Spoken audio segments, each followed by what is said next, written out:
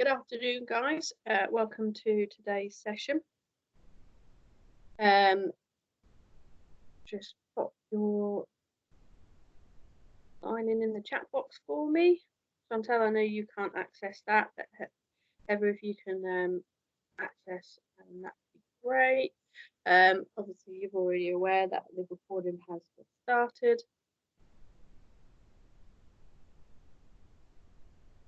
And just go over the usual reminders. So basically, I think yesterday we covered not just the basics on what the guidance is at the moment, but just how that can relate to you guys and your job roles. Obviously, at the moment, it's just making sure that safeguarding yourself and for any key workers, children that you're working with, is obviously top priority, as I'm sure it always is. And just remember the basics like getting the sun cream on, as the weather's definitely up and it's looking lovely. So yeah, if you are stuck at home and you're not going out coaching, try and get out and about in your garden. You can make sure you do that one form of exercise a day, get out in the sunshine. We also talked about linking the government values at the moment and obviously the new laws back to the British values that you would have gone over with your tutors and you would have covered in your induction.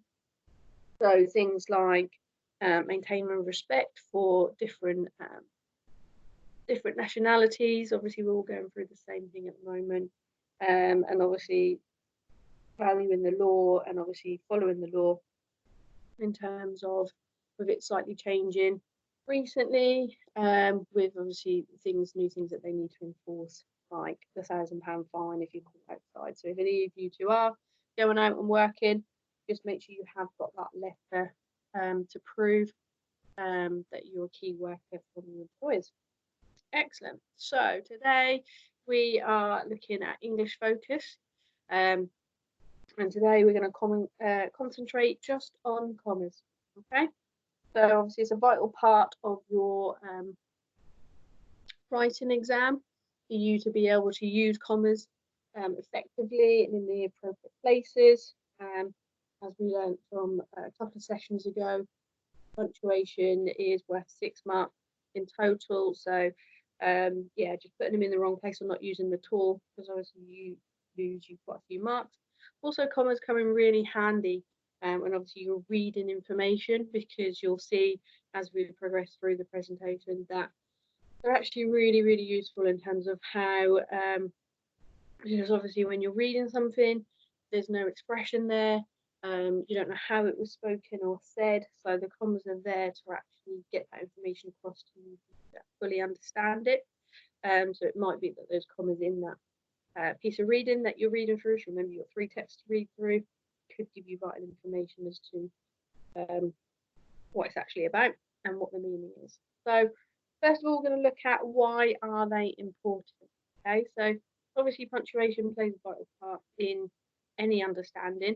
And this is mainly because unlike spoken language, written text lacks body language and pauses that help understanding. So commas play an important part in this. So one of the main things I'd say is when you are doing your writing exam, you've got your 2 tasks. We've already talked about how you can plan your time, how much time you should focus on each task. But this is one of the main things that you should be looking at when you're reading back through it. When you're reading through your sentences, are you pausing? If you're pausing, should there be a comma in there? Or if you're reading it and you're getting out of breath, should you have had a full stop? Or should you have a comma in there just to give that bit of a pause?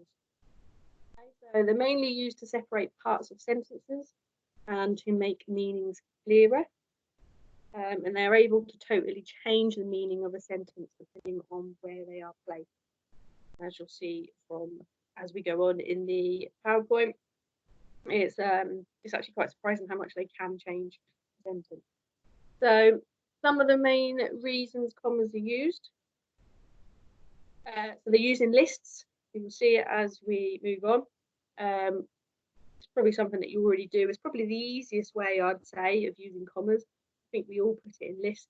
I think that's just one thing that it's quite easy to pick up on. It's quite common. and with names as well, and also to separate additional information.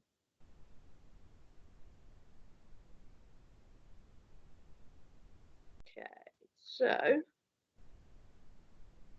I was just put a note in the chat. Just look.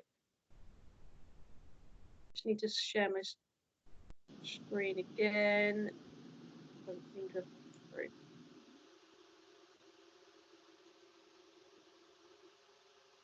Okay. Is that better, Heather? Yes, thank you. Excellent. Okay, so I've pretty much just read through everything, so you didn't miss anything visually anyway. Okay, so this is the main part that you're going to miss. So just let me know if there's any problems with the sound or anything, but it should be fine. But just a quick video on why commas are important and some basic rules that we all need to follow.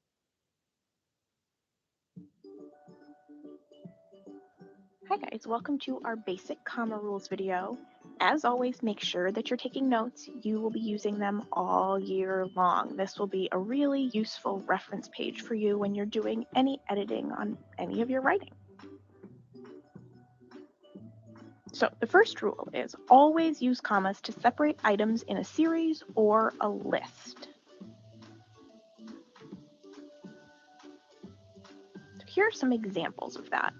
I went to the grocery store to get green beans, cheddar cheese, and garlic. This morning I went for a walk, read in my book, and ate breakfast. So you can see in both of these sentences that there is a list. So in the first one we've got a list of different foods, and in the second one we have a list of different activities. The thing I want to point out in each of these is, as you can see, before the last item in each of these lists, before that and, there's a comma. These commas are called Oxford commas, and some people choose not to use them. I, however, personally feel like they increase the clarity of these sentences because sometimes the items in your list might have the word and in them.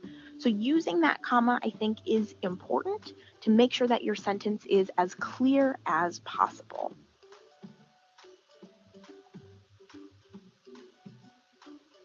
Rule number 2. Use a comma to separate two or more adjectives. Only do this if you could put the word and in between those adjectives and have the sentence still make sense. So again, some examples. Johnny is a smart, kind boy. Or Johnny is a smart and kind boy. So we see that with the and, the sentence still makes perfect sense. So if I take the and out, we want to include that comma between our adjectives smart and kind. Rule number 3, use a comma before and after an appositive. So what is an appositive, you might ask? An appositive is a noun or a noun phrase that renames another noun. That sounds a little bit complicated, but let me show you what I mean. It's very simple. My sister Martha is in high school. Our neighbors, the Smiths, came for dinner last night. The U.S. capital, Washington, D.C., is a beautiful city. So we can see in each of these three sentences, there is a word or a couple of words that are separated from the rest of the sentence by commas. So in this first sentence, we see that Martha has a comma before and after it. So Martha in this sentence is the appositive. It is renaming the noun in the sentence, my sister. It's giving us a little bit of extra information about my sister. If I take Martha out of the sentence, if I eliminate the part that's between the commas, the sentence still makes perfect sense, and that's part of how an appositive works in a sentence. So in the first sentence, Martha is the appositive. It's giving more information about my sister. In the second sentence, the Smiths is the appositive, giving more information about our neighbors. And in the third sentence, Washington, D.C. is the appositive, giving more information about the U.S. capital. So we always separate an appositive from the rest of the sentence with a comma before and after it.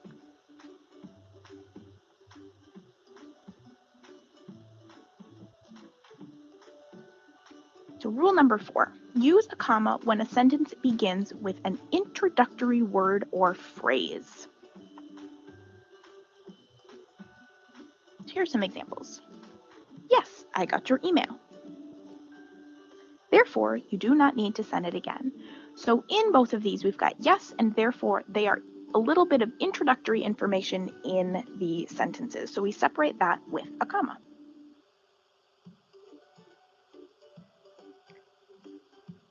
Number 5, use a comma when addressing someone. Let me show you what I mean there. Mary, what was the name of that book you loved? I hope you can make it to my party, Larry. So we can see that in the first sentence we are talking to Mary, so we separate her name with a comma. And in the second sentence we are talking to Larry. So again, we separate it from the rest of the sentence. Rule number 6. Use a comma before and after words used to interrupt a sentence.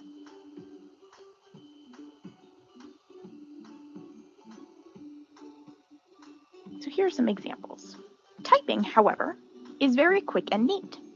Handwriting, on the other hand, can be easier for some.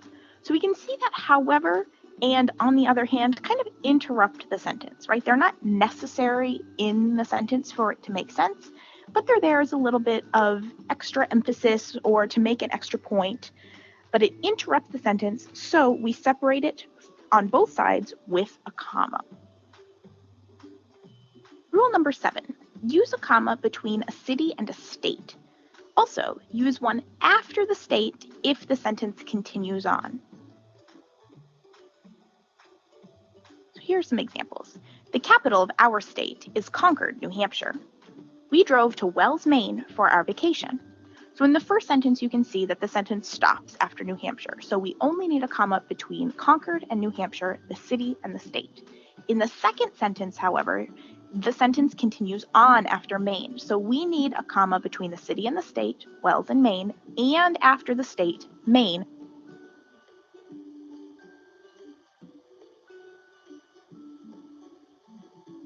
Rule number 8, use a comma to separate the day of the month from the year. Also, use one after the year if the sentence continues on. So here are some examples. I have lived here since August 21st, 2013. On January 23rd, 2006, we had a terrible snowstorm. So in the first example, the sentence ends after the year, so we only need a comma between the date and the year. And in the second sentence, it continues on after the year, so we have a comma between the date and the year and after the year. And that's all of them. So these aren't all the comma rules, but these are some of the ones we'll be practicing this year. So hopefully that was a little introduction as to some of the rules you should and shouldn't be using. Some of them you do all the time and you're familiar with. Others you might do without even realising. Some of them you might think, well, actually, do I do that? So what we're going to do is we'll just go over them and just make sure that you are happy, show you some more examples, and make sure that you guys fully understand them. So commas in lists. So it's probably the easiest one that I think we all use. So commas are used in lists of 2 or more items to separate them. If this is not done, then obviously mistakes can be made. So here's a clear example. Can you buy some chocolate milk and apples? Okay, it's clearly a list here. However, is it asking me to buy chocolate milk, or is it asking me to buy chocolate and milk? Okay, so a really good example, not only because it's got chocolate in it, but because obviously it's not clear. Because there's no comma in there, you don't actually know what it is that you need to buy. Okay, so as I've said, am I going to buy chocolate milk or am I buying chocolate and milk? Okay, so with there not being a comma in there, then I would go to the shop and I would buy someone chocolate milk and apples. Bit of a random combination, but yeah, there's no comma in there, so it's not clear that they want chocolate milk and apples. Okay, so if it was spoken out, then yeah, you could obviously emphasize that I want some chocolate, I want it to be this, and then I want some milk and I want it to be the red one. and you can specify, but obviously when it's written down, capitalized commas are really important. As you can see from the example, it should be, can you buy some chocolate, comma, milk and apple? Okay, so just a really simple way of just understanding where it comes into in terms of lists. And it's probably, like I said, one of the easiest ones that we all do anyway, but it's just really good to see that how if you don't use it, it can be really misinterpreted. So in a short list, a comma is inserted after all but the last two items, and they're usually separated by and or. So for example, you can use blue, black or green ink to fill in the form. Wasps, bees and hornets are all insects that sting. Okay, so they just do examples of how you could use and or, but as you'll see, obviously they've got the appropriate commas in there where they need to be, so they actually make sense. Okay, so just looking at some examples to see if you've understood. Heather, if you could help me out, because Chantal can't access the chat box. So how many examples can you see in the following list? So there's only 3. So how many commas should be in there? So I went back through Europe in Paris, Berlin and Rome. How many do you think should be in there?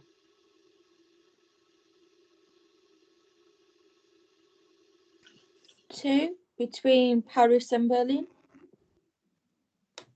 So you mean 1 comma between Paris and Berlin? Yeah, sorry. Yeah. Yeah, spot on. So yeah, obviously 1 comma between those 2 words. Oh, excellent. So I have to go to work on Monday, Tuesday, Wednesday, Thursday and Friday. How many were you missing in there?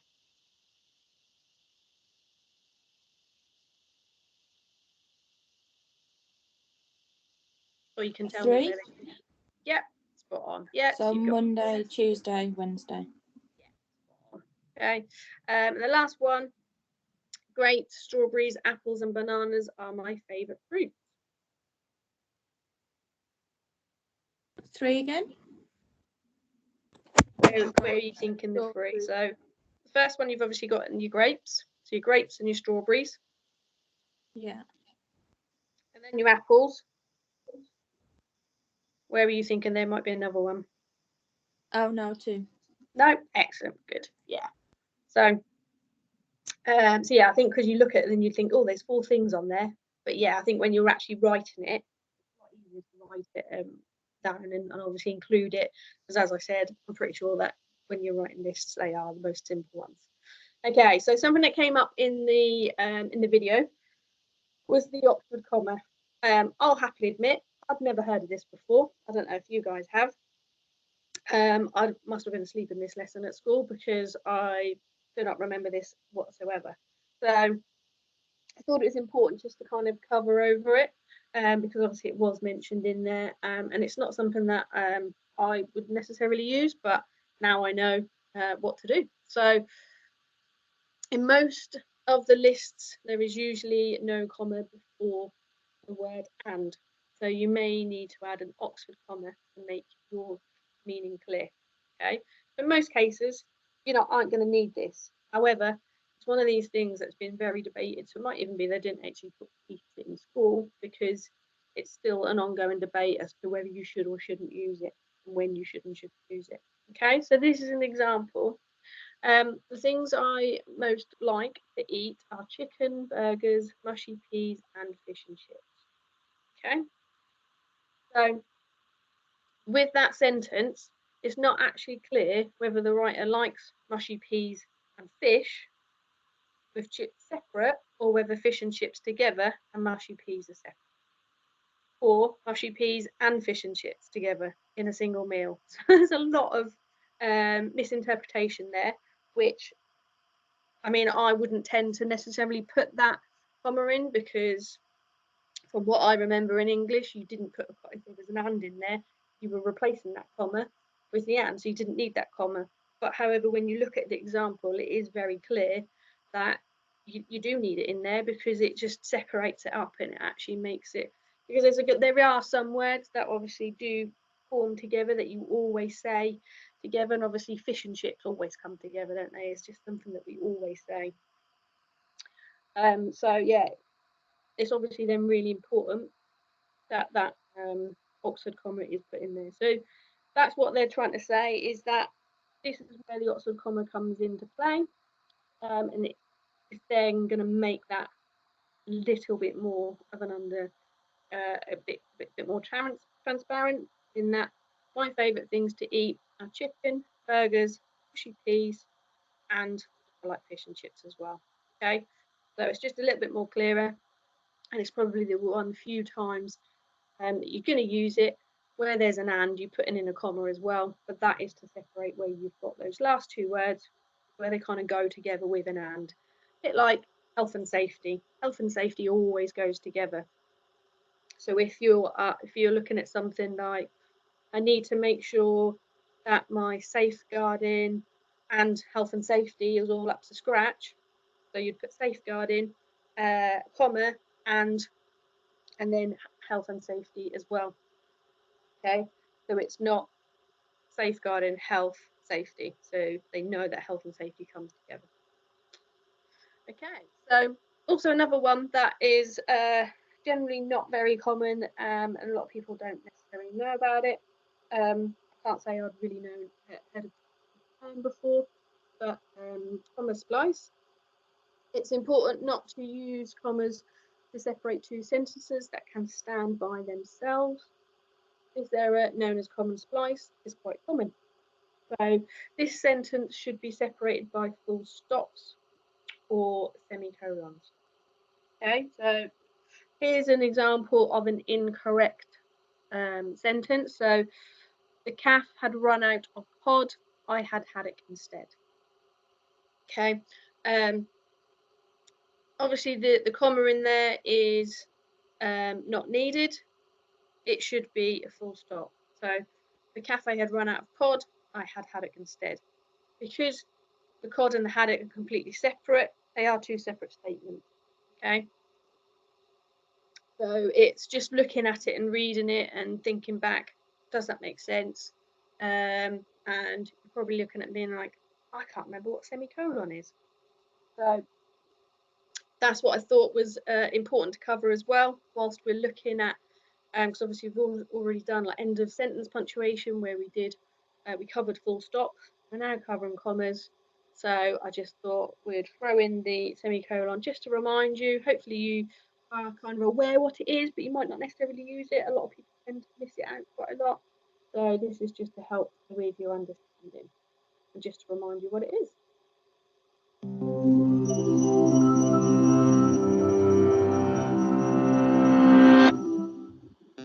It may seem like the semicolon is struggling with an identity crisis. It looks like a comma crossed with a period.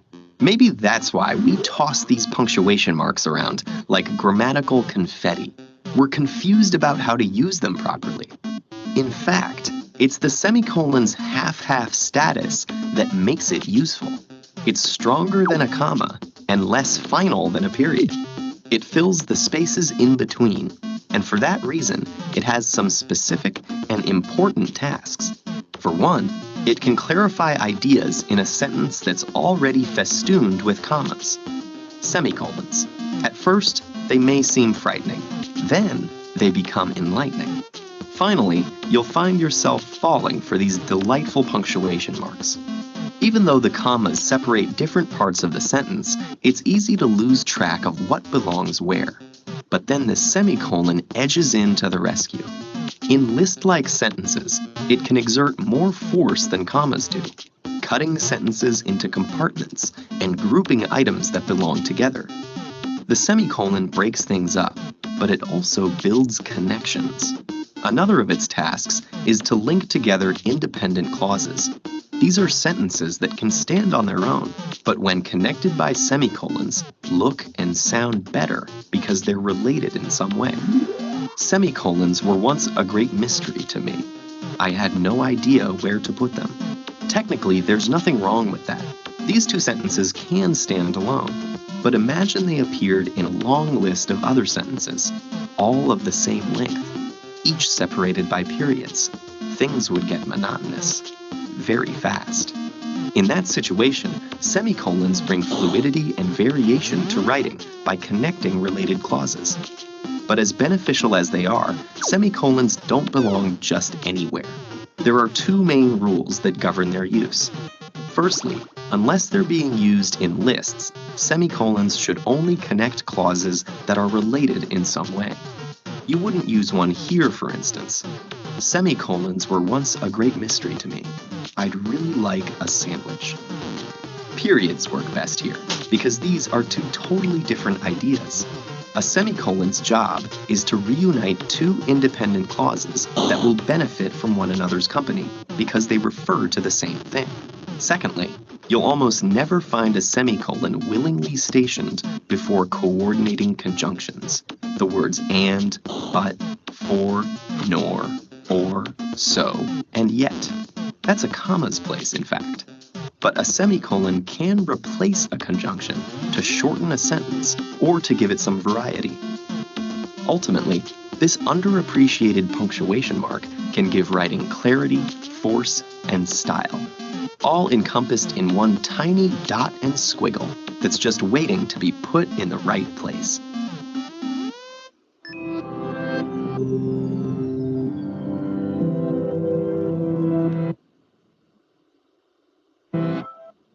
Okay, so hopefully that's given you a bit of a reminder about semicolons and kind of explained a little bit why, it's not necessarily something that you and I are going to use in every day when we're writing, and it's obviously there to give that bit of a variation. Just to clarify, obviously periods mean full stop. Americans like to obviously use different words to us, trousers, pants, for example. But yeah, it basically obviously means the full stop. Commas when it comes to names. So commas are used when mentioning people's names and titles directly. It has been covered obviously in the video, but just to kind of go over it again. This reflects a natural pause that can often occur in speech when you address a person. Okay, so for example, Mia, are you working on Friday? Okay, so I'm addressing Mia and then I'm asking her a question. As you can see from the above example, when the name comes at the start of the sentence, it is offset from the rest of the words, and that's where we use the comma. Can you cover reception, Adam? Okay, so it's just, I like to think of it as where you're pausing. So Mia, you're talking to her, are you working on Friday? And then obviously when it comes to Adam, can you cover reception, Adam? Okay, so as this second example shows, when the name appears at the end of the sentence, the comma comes before the name to offset it. So, no, Sam, I don't think it is. Okay, so it's just where you're actually addressing that person. Obviously, if that was just talking about a person, then it's going to be different. But as you're actually addressing those people, where your commas come into play, and they're really important. Okay, so when the name appears in the middle of the sentence, commas then bracket to separate it from the rest of the sentence, as obviously shown in the example. Okay, so talking of bracketing, non-essential words that contain additional information should be bracketed by a pair of commas, one before and one after. So one good clue as to their correct positions, if that is extra words were removed, the sentence would still make sense. So for example, my mother-in-law Sue is a fantastic cook. The vet said that the dog, a scruffy Alsatian, would be fine. Why is it, she wondered, that he was never ever on time? Okay, so you can see how certain aspects of the examples are bracketed with those commas, because that's where you're pausing.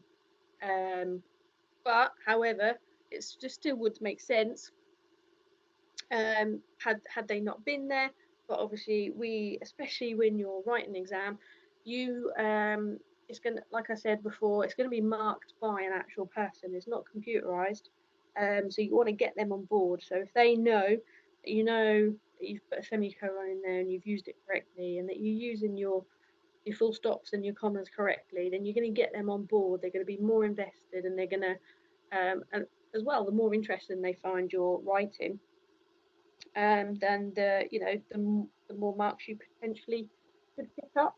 Obviously, they have a set structure to mark it by, but we're all human, and it's quite easy to make mistakes. So they could make mistakes as well. So try and get them on board wherever possible, by taking the time to obviously use the correct punctuation. So after transitional and introductory phases, so these are words or phrases that are used to connect one point or idea to another. They are useful in longer pieces of text and help the reader follow lines of argument or meaning. Each introductory phase should be followed by a comma. So another example. While I was asleep, I dreamed that I hit my sales target.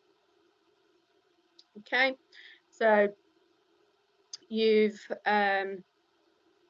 obviously got your introductory phase, what I was doing, and then what happened whilst I was doing that. Okay, to be honest, I don't think he's the right man for the job. However, I must conclude that you are wrong. After this, why don't we all go for a meal? Okay, so they're all related, but you can just see where those commas need to be, just to kind of separate it up a bit. Talking of however, also just wanted to cover that part. So care should be taken when using the word however as a transitional phase. So you should only use a comma after it when it has been used to mean on the other hand or by contrast. So however can be used in a couple of different ways. So these examples will hopefully help you understand. So however, the choice is yours as to which room you'd like. Research shows, however, that the berries are very good for you. Okay. So there are obviously good examples of how you're using however, and how it's however this or however that. You should not obviously insert a comma after however when it is simply being used to mean in whatever way. Okay. So the example of this is, however you feel about it, at the end of the day, it's not our choice. So you can see how the difference of the howevers. So the first one, obviously the example when you should use it is however it's this or however it's that. Whereas in this example, they're using however in a completely different context. Another example, it's time to get rid of those old shoes, however much they mean to you. Okay, so hopefully you can see the differences in the difference of how they're written and how you're using the actual word. If you're in doubt, change your sentence. If it confuses you, change it completely. It's a bit like what I said the other day when you're struggling with your punctuation. If you're not sure if you should have a question mark or an exclamation mark in there, change what you need to say. If you're not sure about how to spell something, and you're looking at it and you're thinking that's not how you spell it, or you're not confident that's how you spell it, then there's always another word with how to spell it. Or could you restructure the sentence to not even have that word in it, but still get across what you're talking about? Okay, so it's just being clever with what you're writing and how you're writing it. You can't possibly remember everything and be great at everything. So it's just being smart and being clever with when you're in the exam, making sure that you leave enough time to look through and check your work. And this is the sort of things that you're going to be checking for. Okay? So hopefully it will come naturally when you are writing, but if it doesn't, and you're reading through it and then it's coming up, that's where you need to then start thinking, right, well, what can I do to replace that? Where can I be smart? Okay, So as usual, we're just going to have a quick fun quiz for Kahoot. So we'll get that all loaded up. 5 questions again today.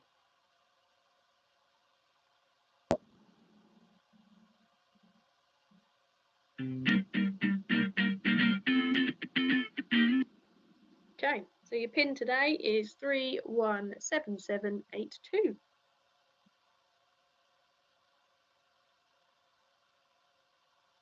Well, Chantal's got the points for being first in. Excellent. Right, so you're both in, so we'll crack on. First question.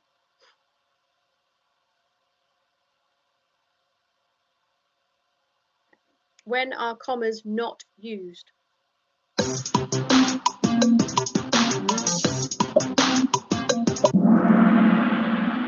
Excellent, yeah. Certainly not used to end a sentence. So obviously all the other examples are true. We do use them in lists, use them in names, and obviously separating that additional information. So excellent, well done. Chantal was quickest, well done. It is most lists there is usually a comma between the word and.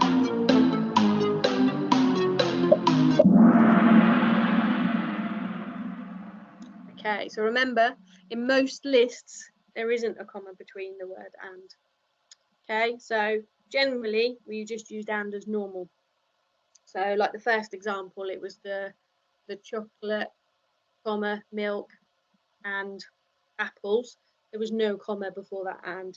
It was only then when we looked at the Oxford comma is where you put that and in, the comma and the and in is where you've got an ending with like fish and chips, health and safety. Okay. So no change in score. What's the most common comma error?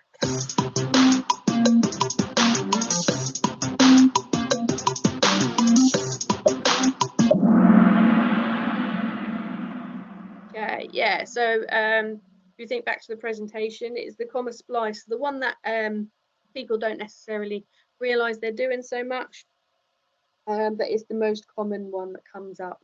Okay. You see, you got it right. Well done, Heather. Bracketing with a pair of commas means what?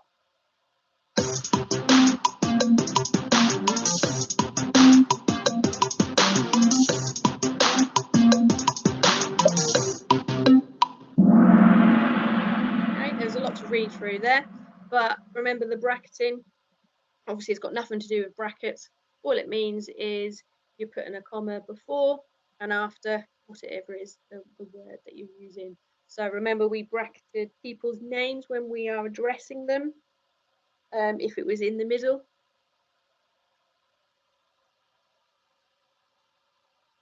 Okay. A semicolon looks like what?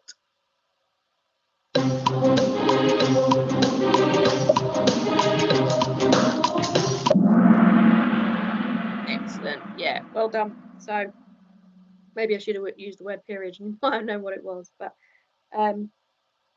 yeah, obviously remember you've got your full stop with your little comma underneath it. So your semicolons obviously come into play. Maybe not so often as we'd like, but hopefully you now know when you could potentially use them, and to hopefully vary up your writing a little bit. Okay, let's see who was quickest. Excellent, well done, Heather. And thank you very much for both taking part. Again, I did create another worksheet for this one, just to give you guys a practice. It's just got, I think there's 3 questions on there, but obviously there's a few different. So one of them is just inputting the commas into the whole. There's about 2 or 3 sentences on there, and then the other 2 are looking at particular sentences and then picking out incorrect and correct commas, and again adding them in there. So complete it however you need to and however you want. You can highlight it if you need to, or you can just add the commas in there where need to. Obviously, it's on the Word document, so it's easily editable. So have a go at it and save it and send it back to me. And let me know if there's any questions. Thank you very much for joining us today.